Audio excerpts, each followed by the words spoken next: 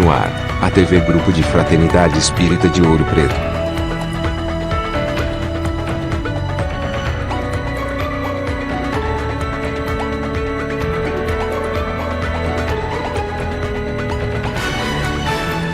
Fraternidade divulgando o Espiritismo.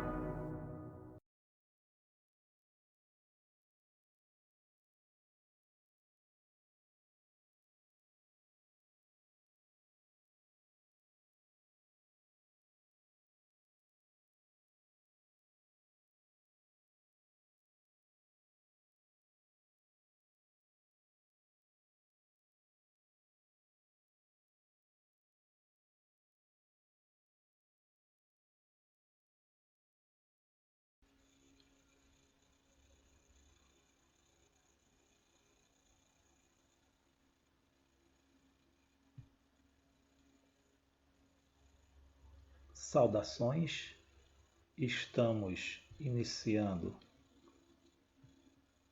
mais um estudo espírita, desta vez tendo como tema motivos de resignação, parte do Evangelho segundo o Espiritismo, onde temos o capítulo 5, Bem-aventurados os aflitos, nos seus itens 12 e 13.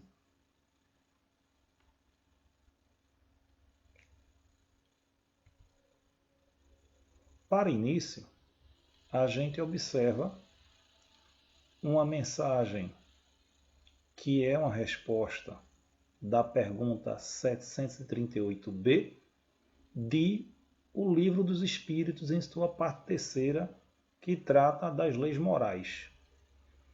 No capítulo 6, item 5, sobre lei de destruição,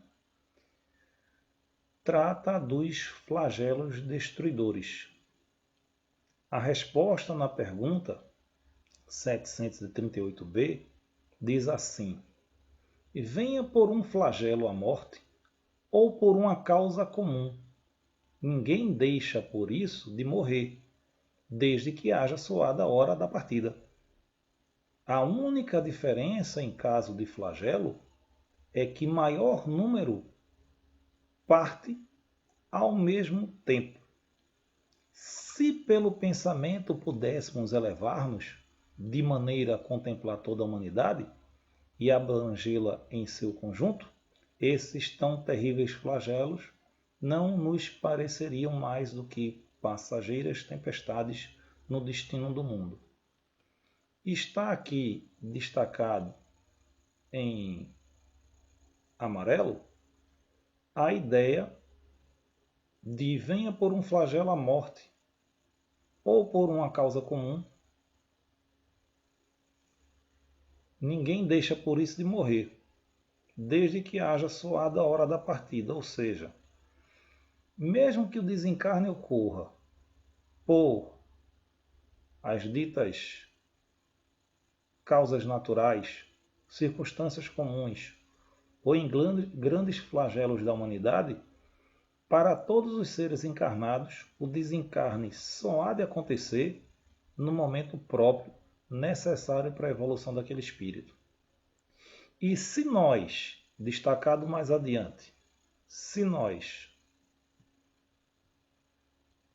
pelo pensamento, pudéssemos elevarmos, e aí se a gente se elevasse espiritualmente para contemplar com os olhos do espírito a realidade da existência, aquilo que nós humanos, espíritos encarnados neste mundo de prova e expiação, chamamos de flagelos, não nos pareceriam mais do que passageiras tempestades no destino do mundo.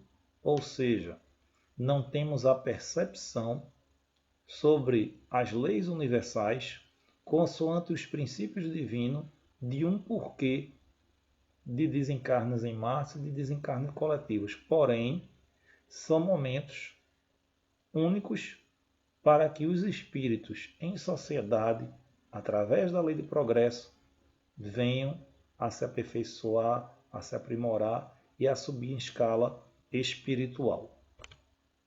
Por que isto? Neste nosso assunto, que são os motivos de resignação,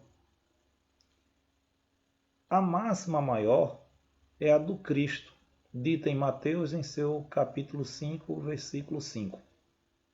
Bem-aventurados os aflitos, porque serão consolados. Para ilustrar, está uma pintura de estilo gótico, presente na Catedral de Parma, na Itália, feita em por volta do século XIII, que retrata a passagem na qual Jesus cura 10 leprosos. O ensino espiritual diz que ele deu uma nova chance àqueles espíritos 10 para que pudessem renovar sua conduta moral, fazer a crença a senda o caminho do homem de bem, progredindo espiritualmente e não tornando a realizar ações, práticas cotidianas que os levassem de novo a cair em moléstias, em males e em doenças. Lembrando que o Mestre Jesus sempre ensinou que vais, mas não pequeis mais. Ou seja, faze nascer em ti o homem renovado, aquele ser que pratica as máximas do Cristo. Bem-aventurados aflitos, pois que serão consolados, disse Jesus. Navegando nos recursos digitais, há de se deparar com uma postagem feita no dia 21/3/2020 pelo espírita Wilton Pontes em seu site espiritirinhas.com.br. Nesses períodos de comoção, de flagelos em escala global, o Wilton Pontes publicou em seu espiritirinhas.com.br a tirinha 299 pelos doentes. E 2 indivíduos fazem o evangelho no lar. E um deles pensa em prece: por que tantas doenças no mundo? E, na abertura do evangelho, na tirinha, a presença espiritual faz com que, quando o indivíduo diz, iniciando nosso evangelho, eu vou abrir o livro ao acaso, mas os técnicos espirituais, os mentores espirituais, colocam o fragmento do Evangelho segundo o Espiritismo no capítulo 28, coletânea de preces espíritas, preces pelos doentes. E aí a gente faz a nossa reflexão a partir do que a Espiritirinha nos coloca. Evangelho segundo o Espiritismo, no capítulo 28, coletâneas de preces espíritas. Item 5, prece pelos doentes, no fragmento 77, né? Prefácio. É dito: as doenças fazem parte das provas e das vicissitudes da vida terrena. São inerentes à grosseira. As doenças fazem parte das provas e das vicissitudes da vida terrena. São inerentes à grosseria da nossa natureza material e à inferioridade do mundo que habitamos. As paixões e os excessos de toda ordem semeiam em nós germes malsães, às vezes hereditários. Por compreensão, vamos entender que é ponto comum a todos nós, encarnados neste mundo de prova e expiação, ter relações com as baixas paixões. As vibrações baixam. As doenças estão atreladas às vicissitudes. Quando baixamos a vibração, possibilitamos a entrada das doenças. Isso é característica desse globo. As paixões e os excessos de toda ordem semeiam em nós os germes malsães, os germes que nos conduzem, né, aos males, e alguns desses males nos são hereditários. Continua o Evangelho segundo o Espiritismo, no mesmo item das preces, dizendo assim: temos assim de nos resignar às consequências do meio onde nos coloca a nossa inferioridade, até que mereçamos passar a outro. Então, é característica desse globo, mundo de prova e expiação, condições inferiores do existir. Aí, por que isto? Quando evoluímos, passamos a outro globo com características espirituais melhores. Isso, no entanto, não é de molde a impedir que esperando tal se dê, ou seja, aos espíritos faculta a habilidade de, pelo trabalho, pelo desenvolvimento de seus talentos e de suas capacidades intelectuais e morais, que façamos o que de nós depende para melhorar as nossas condições atuais, tanto na renovação espiritual como um homem de bem, como também na busca do progresso tecnológico e científico que melhore a condição de vida dos seres deste planeta. E continua a coletânea de preces espíritas no seu item 5. Se, porém, malgrado os nossos esforços, não o conseguirmos, o Espiritismo nos ensina a suportar com resignação os nossos passageiros males, de onde vem a ideia de que precisamos nos resignar diante das situações adversas. Eis o ponto da noite. Continua o Evangelho no capítulo 28, coletânea das preces espíritas, na prece pelos doentes. No prefácio. Se Deus não houvesse querido que os sofrimentos corporais se dissipassem ou abandonassem em certos casos, não houvera posto ao nosso alcance meios de cura, ou seja, do caminho da evolução, do progresso espiritual e moral, ter os mecanismos e as estratégias para que se chegue àquilo que a ciência convencional chama de cura. A esse respeito, a sua solicitude, em conformidade com o instinto de conservação, indica que é dever nosso procurar meios e aplicá-los. A tarefa é do indivíduo espírito encarnado. Não é uma dádiva. Não é meramente pela misericórdia. É conquista, é aquisição, é busca. E diz ainda, fechando o capítulo 28, coletânea de preces espíritas, prece pelos doentes. A par da medicação ordinária, ou seja, parelha às questões da chamada medicação humana, acadêmica, industrial, elaborada pela ciência, o magnetismo nos dá a conhecer o poder da ação fluídica. E o Espiritismo nos revela outra força poderosa na mediunidade curadora e a influência da prece. As energias magnéticas que o ser potencialmente pode utilizar no meio espírita se dá através da força poderosa da mediunidade com o pensamento, a fé, a prece,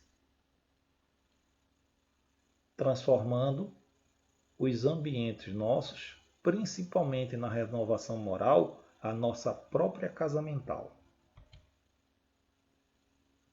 Deste modo, tendo visto a instrumentação possível sob ótica espírita, nós temos a retomada do pensamento de Jesus, de Mateus no capítulo 5, versículo 5, bem-aventurados os aflitos, pois que serão consolados. Nos motivos de resignação, no item 12, é dito: deveis considerar-vos felizes por sofrerdes, visto que as dores deste mundo são pagamento da dívida que as pessoas, o pagamento da dívida que as vossas passadas faltas vos fizeram contrair. Ou seja, aquilo pelo que passamos, na verdade, é a quitação de um débito de ações do passado. Suportadas pacientemente na terra, essas dores vos poupam séculos de sofrimento na vida futura. As situações nossas do cotidiano nos possibilitam um crescimento do ser ao resgatar aquilo que praticamos contrário às leis de Deus. Ainda no item 12 é dito: se murmurarmos nas aflições, se não as aceitarmos com resignação e como algo que devemos ter merecido, se acusarmos a Deus de ser injusto, nova dívida contraímos. Ou seja, o indivíduo que sofre, ao dedicar suas energias e seus pensamentos contrários à divindade, contrai nova dívida. E esta ação contrária à divindade nos faz perder o fruto que devíamos colher do sofrimento, ao invés de resignar-se à revolta, à não contrição, à não percepção espiritual de que esse momento é um crescimento do ser, faz com que a gente venha a contrair uma dívida e perder o momento que seria de colher melhores ações, resignação, que atenuaria nossos débitos através do sofrimento momentâneo. E diz ainda no capítulo 5 do Evangelho segundo o Espiritismo, os motivos de resignação no item 13. Ora, aquele que a encara pelo prisma da vida espiritual apanha num golpe de vista a vida corpórea, ou seja, quando o ser espiritual encarnado identifica na vida corpórea,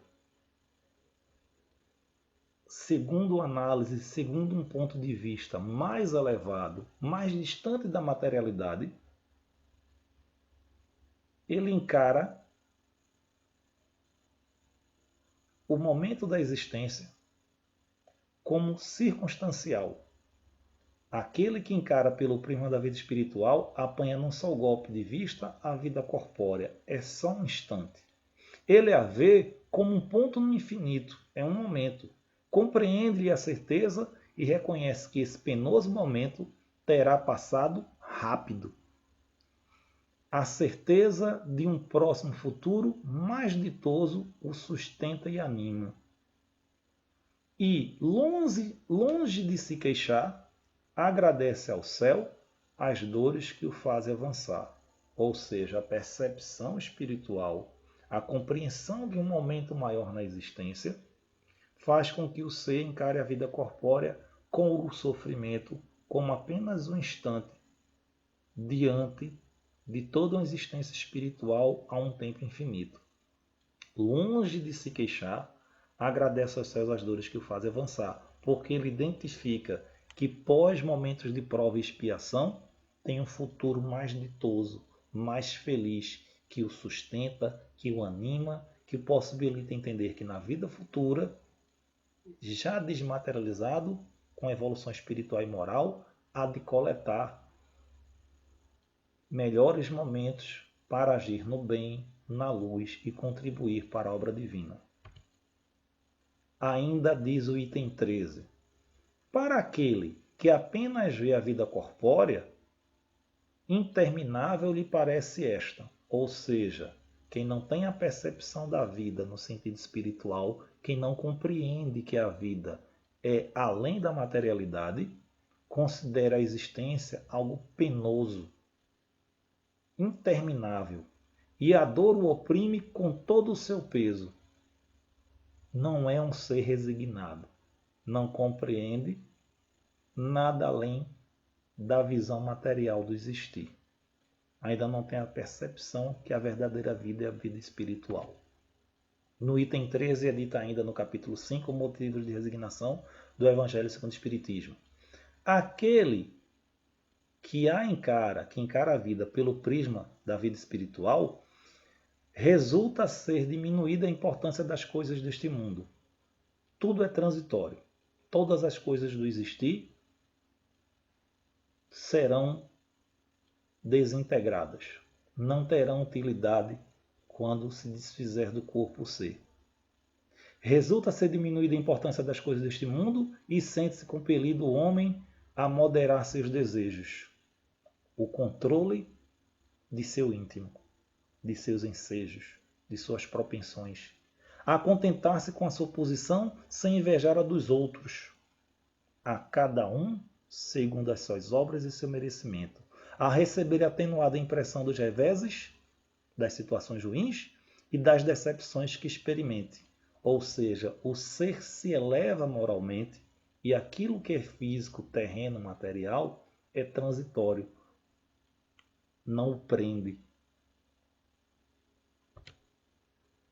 E diz mais o capítulo 5, motivos de resignação, no item 13.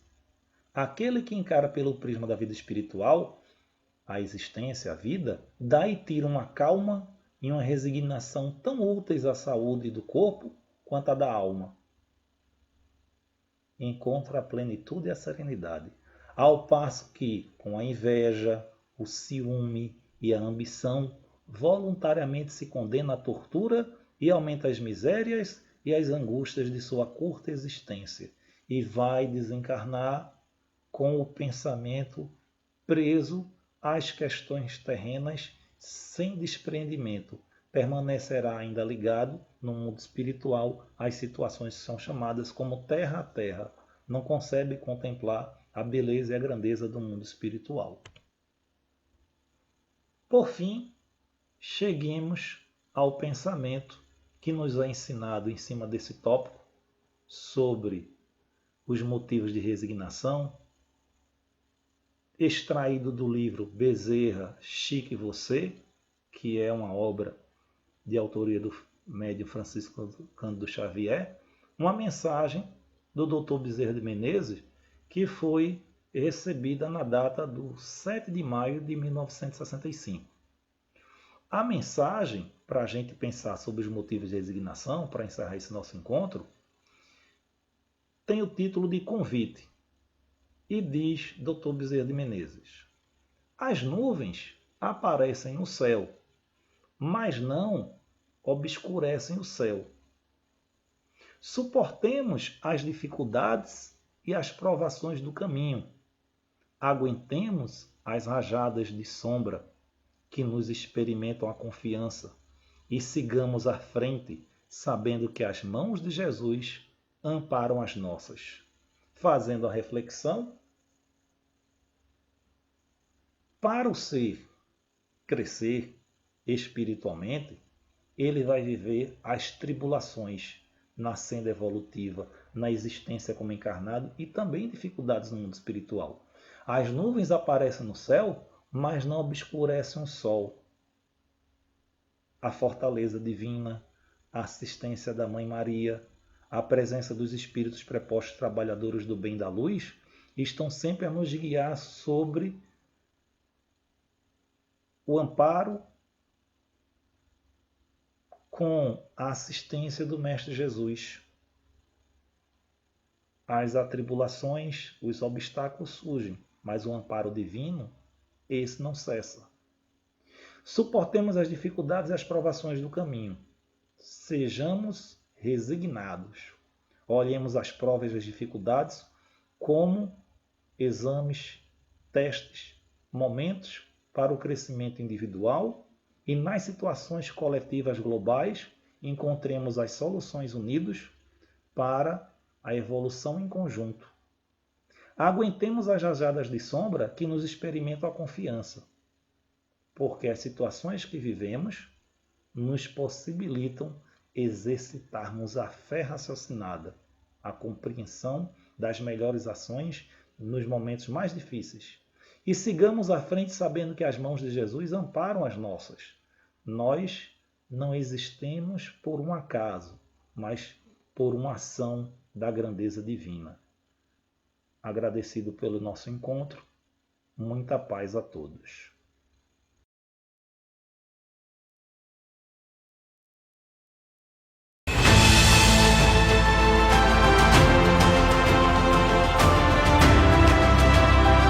Propósitos, sentimentos conectam corações.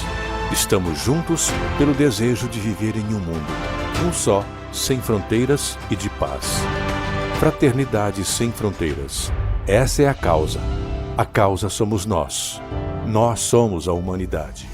Estamos em movimento, de dentro para fora, transformando-se para transformar.